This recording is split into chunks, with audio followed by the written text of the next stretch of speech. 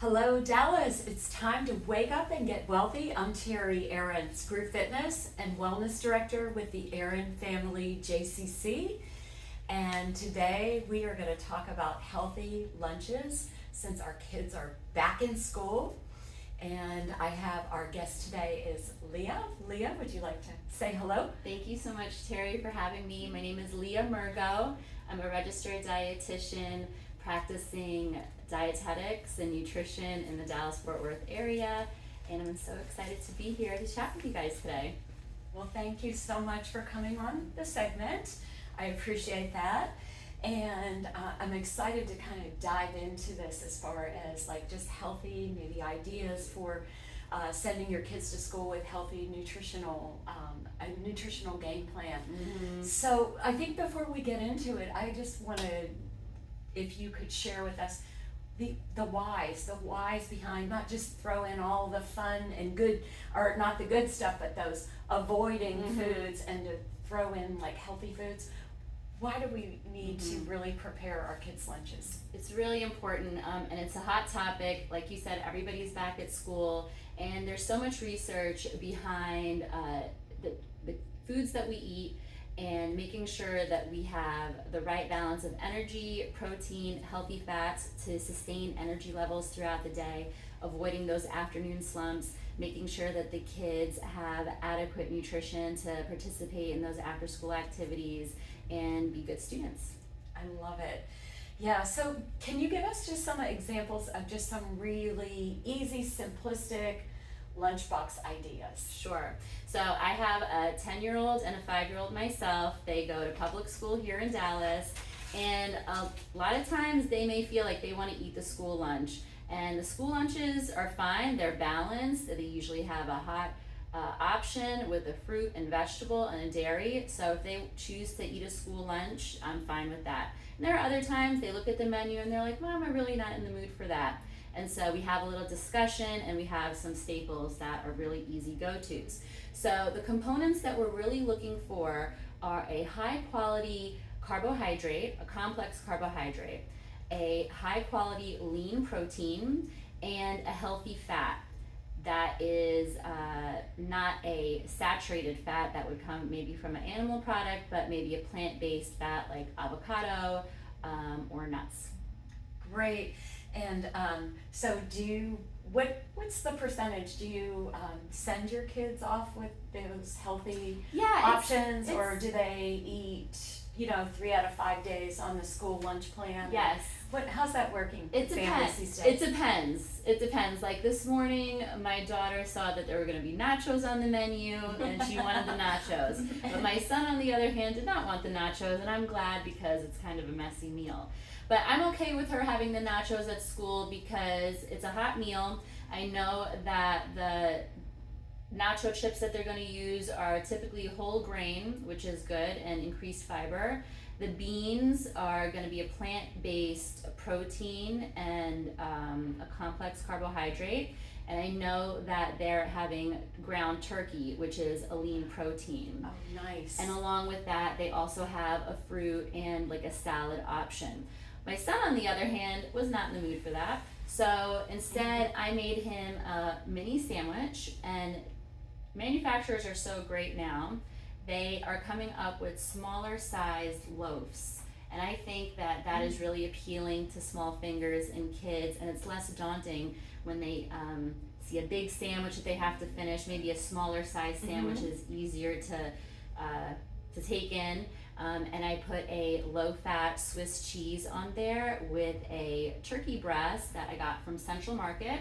And I like the turkey breast there because it's cooked in-house and it's avoiding all of those preservatives and high sodium ingredients that we want to avoid with those prepared deli meats.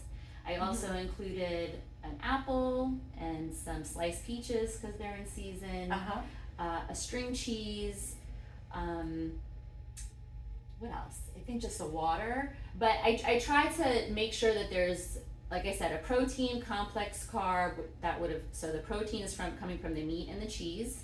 The complex carbohydrates are coming from the bread and the fruit. And the healthy fats, I didn't put any today, but I'll try better tomorrow. But that's sometimes how it goes. And I like the 80-20 rule. You know, most of the time you try to do the best that you can, and you try better the next time if you're not able to achieve the perfect lunch. It's okay. Adults do that too. Yes, sounded like that was the perfect lunch for not only the kids, but like for the adults, Yeah. you know, off to work and so forth. So I like that. And, you know, I know there are times during the day where I guess there's these opportunities for those healthy snacks, or if the kids are involved in after school activities. So then do you also pack those extra things, or is the school supplying these options? It could be both, but typically they're coming home after school having a snack in our house, or if they're not coming home, I'll try to pack something. Something that I notice when they come home from school is they are really exhausted and worn out from the day. They've been keeping it together, you know, trying to be behaved. They are hungry and they just want to decompress. So I try to make it as simple and straightforward as possible with maybe a cup of yogurt that they like, which may be a Greek yogurt option, maybe a hard-boiled egg with some crackers. My daughter recently wanted to learn how to make deviled eggs, so she's excited about doing that. Sometimes I like to do a turkey roll up with the fruit. Oh yeah. Sometimes they just want some crackers. So we do hummus and wheat thin crackers. And interestingly, there was a study, it was a small study with a small sample size, but the takeaway was those people who incorporated more hummus or bean dip style dips had better satisfaction, and they were satiated and they felt fuller for a longer period of time. And some consider that there could be, you know, the fiber in the beans naturally, and then it is also a complex carbohydrate which is giving you energy. So hummus has been kind of going on in our house more too. Oh wow, that's great. Yeah. And so that's really something good to think about too for any of those kids that are in any kind of sport activities or other cultural activities after, so their day is prolonged, you know, at school. Yes. And dairy products, low-fat dairy products have a really good proportion of carb, a little bit of fat, and protein. There's about 8 grams of protein in one serving of 8-ounce milk. So, and 12 grams of carbohydrate.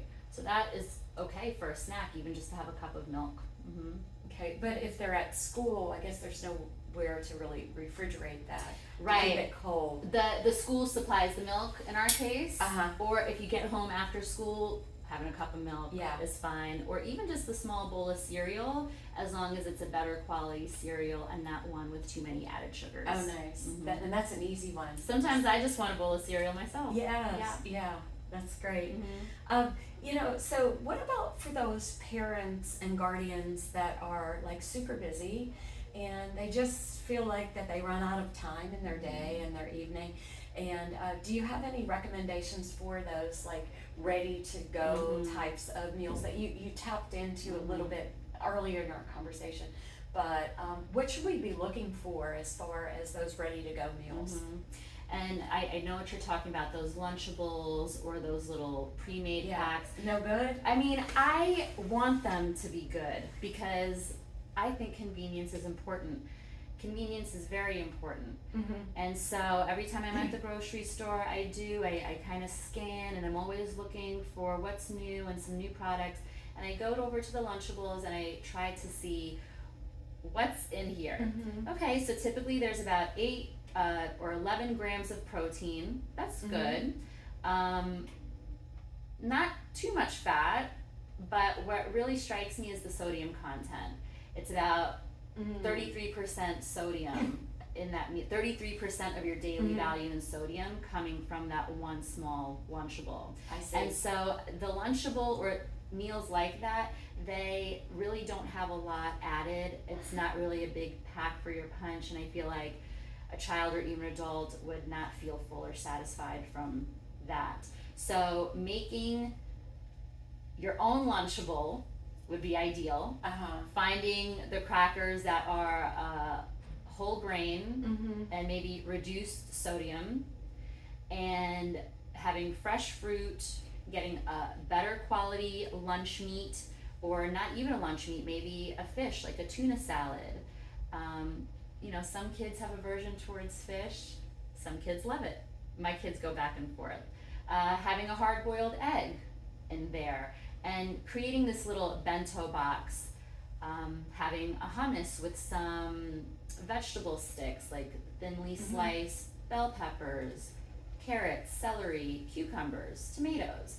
Almost considering when we go to a party and we want to have a snack, what do we see there? A beautiful veggie platter. All the colors are there, it's appetizing, it's appealing, and we can be doing that same thing for our kids. Now, the timing, is it convenient to do that? Well, it may be one of those things where you make a platter in advance, and then for the week, everybody picks off that platter. Mm-hmm. That's a good idea. Or you make little mini plates in advance, or mini Ziploc bags in advance of here's your thing, and then maybe that'll cut your time in the moment.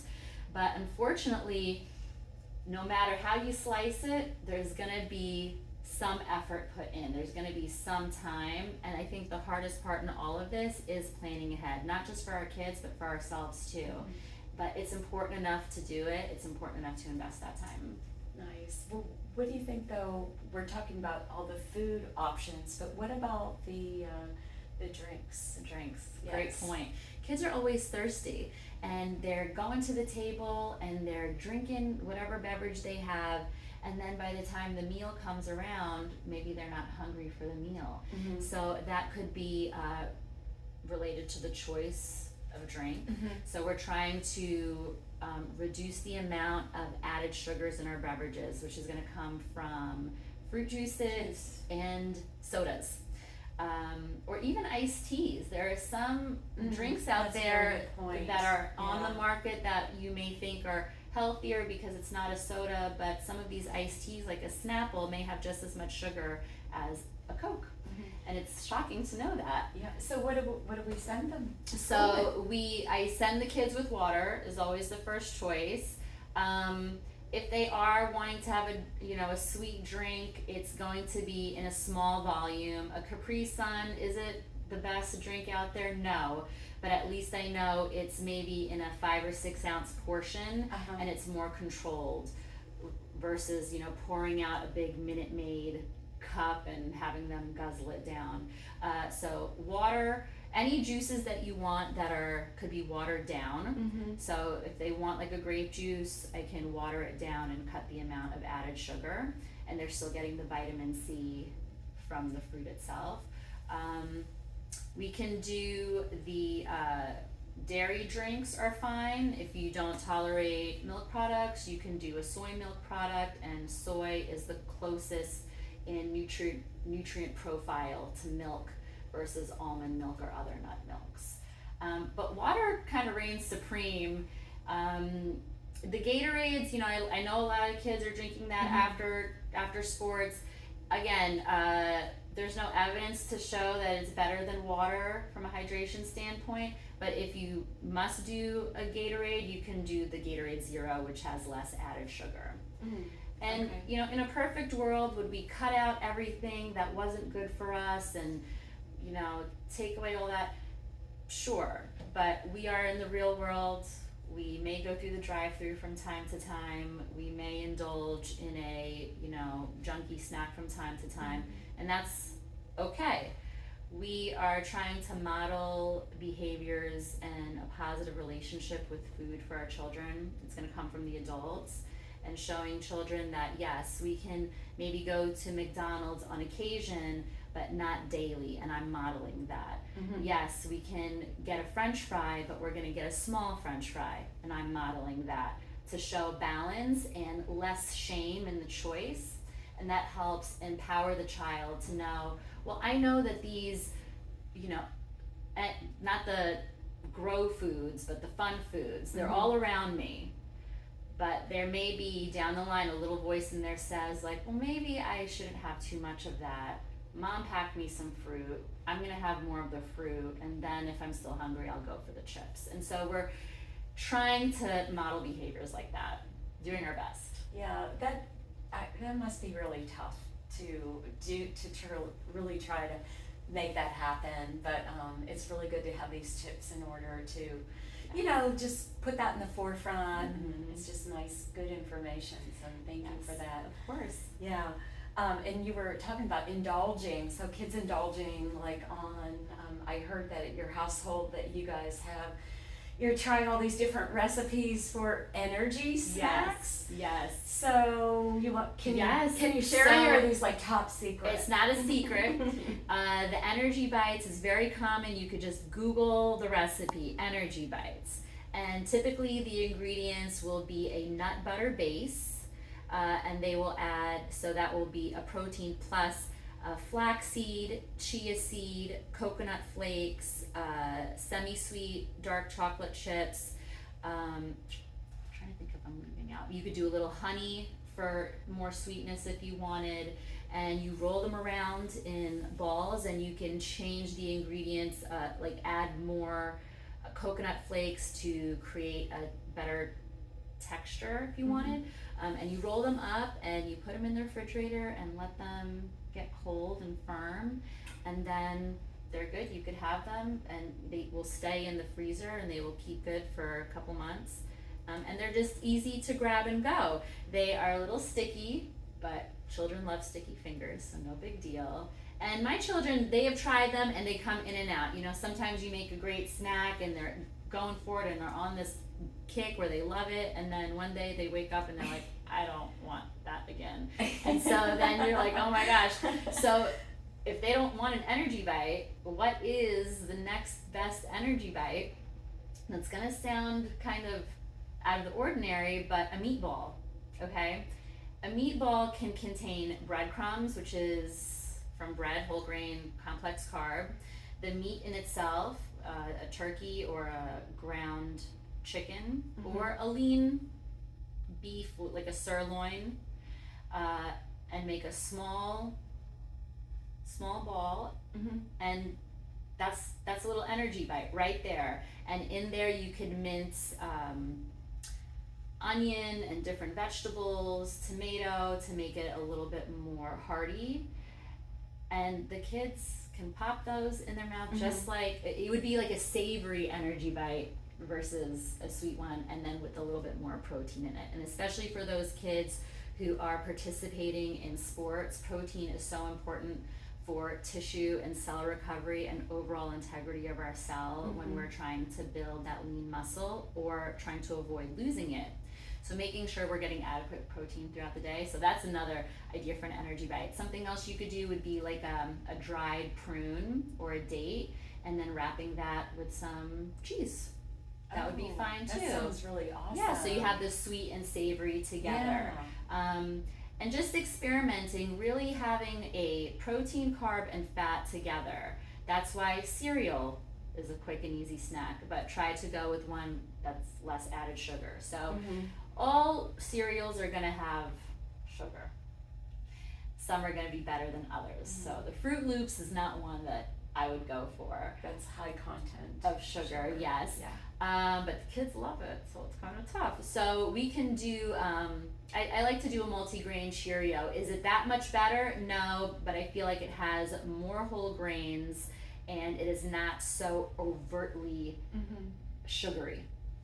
And then as the children are developing their relationships with foods, their tongues and they're recognizing the mouthfeel and the levels of sugar and sodium in foods.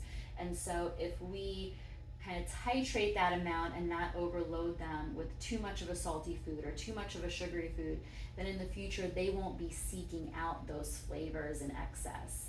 Even adults now, they're trying to reduce sodium, and then they go to have something that has less salt and it seems bland or flavorless. But that's truly because your taste buds are adjusting to a new threshold of salt.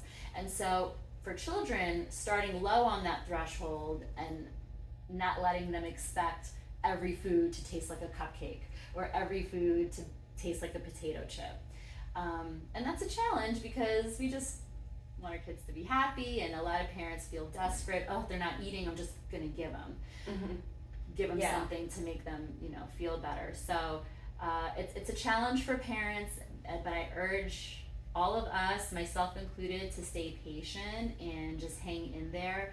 Continue to provide exposure to those different healthful foods, knowing that the fun foods will be there too, but we focus more on the healthful foods. So in contrast with the healthful foods, if you were to list maybe 4 or 5 of just no-go foods to avoid, is that, or it's just that you're just always trying to meet we're trying the middle? Yes, we're trying to make sure that children are meeting their developmental milestones. Okay. And I have a friend who struggles because she feels that her child isn't eating enough fruits and vegetables, and so, but they're meeting their developmental milestones. So the pediatrician says, well, just hang in there, continue to try, and in the meantime, do your best. And so, whereas I would say, well, avoid dry fruit because it's not good for your teeth and it's more sugar than a fresh fruit and less fiber, for this individual, maybe that exposure to dried fruit is the only one that my child will tolerate right now. So we have to be flexible. The few things that, and I wouldn't say there's one food group, but they're ingredients that we don't want to have in excess. So one we talked about, which is excess sodium, those are going to be found in a lot of the prepackaged foods and snack foods. So I don't want to say it, but goldfish. Goldfish is kind of a empty, just Goldfish. I'm not a fan. Oh no. I'm not a fan of them. I wish I liked them because they are so loved by kids, but they really have the same nutrient profile as a Cheeto. Oh wow. Yes, as just a Cheeto. Oh my goodness. I know, it's surprising and disappointing. Same with the Annie's Cheddar Bunnies.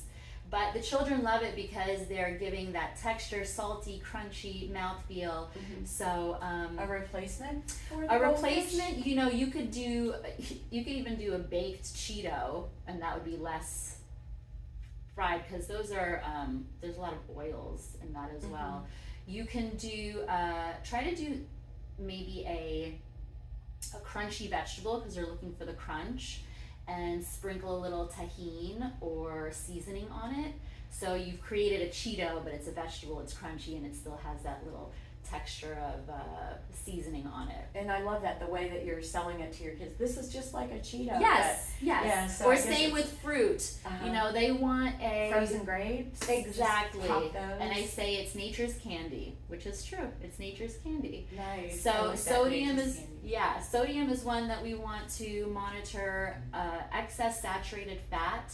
So those are going to also come from animal products.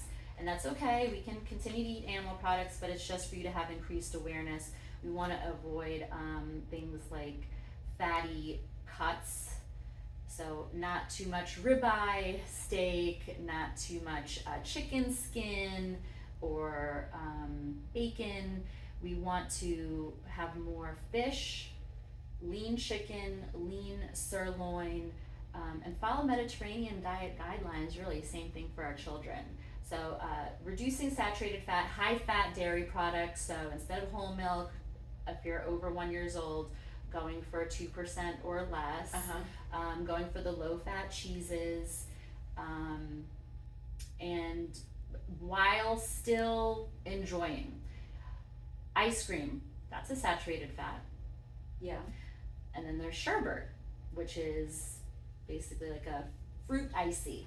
And when people ask me what would I prefer you do, I personally would say ice cream. And the reason is because yes, it has saturated fat and the sherbet likely does not. However, the ice cream does have protein, which makes it a more complete nutrient profile, where the sherbet is only sugar and water. And with the protein coming from dairy, you're also getting that calcium. So there is some nutrition in ice cream. Good news. Yes. How about gelato? Gelato, same. If it has a dairy component, Okay. then yes, Yeah, it well, will that's have good that. news, too. It's good to know. So the sodium we have saturated fat we talked about, and then there was one more of sugar, added sugars. Just trying to monitor the choices that you have in your home, and supporting naturally found sugars that would be in grains, whole grains, fruit, and starchy vegetables that convert to sugars in your body, such as potato, beans, peas, and corn. Those are all energy foods, all the foods I just listed. So the added sugars are going to come from sodas and candies and pastries and things like that. So we don't want to have too much of those. So instead of packing maybe a donut or pastry, maybe have like a little oatmeal raisin cookie, maybe a homemade, or a whole grain piece of toast with a maybe jam spread, and that way you can control the ingredients and minimize the extra additives in there. Yeah, I think the biggest takeaway here is just to be consistent, what you're practicing at home. If those are just some good habits, then to be consistent with it as you send them off to school. Yes, it's so true. And it's not an easy thing to do. Even in adulthood, it's difficult to be consistent. Schedules get crazy. We think we have a dinner planned or a lunch planned, and then plans change and you kind of have to make adjustments on the fly. Thankfully, we live in an amazing country where a lot of foods are available and we have a lot of choices, and grocery stores are really starting to meet the needs of the consumers and trying to put healthfulness more on the forefront. And that being said, I don't want us to be led astray by gimmicky foods. Tried and true is still good. You don't have to go on a special diet to stay healthy. You can do like the olden days, how our parents did, and keep it simple. Fresh fruits and vegetables, whole grains, lean proteins, and low-fat dairy products. Trying to have all those components so we make sure our child has steady energy throughout the day, protein to rebuild our muscles and cells, fiber to keep us feeling full and satiated, healthy fats to keep our brain cells working, and a fun food that you like, because food should be enjoyed as well. So yes, having all those components, it's a lot of work, but it's worth it. And research has shown that people that have sustained healthful dietary habits have more longevity and more enjoyment in their life. I love that. I love the way you just summarized that. That was like perfect. And well, anything else? Any other tips or anything that you can think of that you'd like to so share? Many. So we could be here for another hour. Yes, we could. I just want to tell parents that they're doing a good job. It's hard. It's very stressful. And even being a food expert myself, I struggle with the same lunchbox dilemma as everyone else. But I know in the big picture, as long as I keep trying and keep presenting my child with good options, and they keep feeling exposed to new things, maybe they won't go for it, but they're gonna see it visually. And we sometimes are visual learners, and it takes us time to get used to that. So I'm encouraging everybody, just keep going, and you're doing a great job, and your kids are gonna do great. Oh, that's so nice, and I really think that everybody appreciates that you too, with being a registered dietitian, that you too struggle a little bit at times with packing that healthy, sending your kids off to school with that healthy lunch. Yes, it's a struggle, but I also go to birthday parties and have a slice of cake with the kids and have them find enjoyment in the things. So yeah, I have so many different ideas depending on your family, child's needs. So if there are any questions, we could absolutely connect. And Absolutely. Yes. I appreciate having the opportunity to share and provide encouragement to everybody. Well, thank you so much for being on the segment today. And folks at home, remember, when you wake up, get wealthy, and we'll see you next time. I'm Terry Ahrens. Thank you. Bye, guys.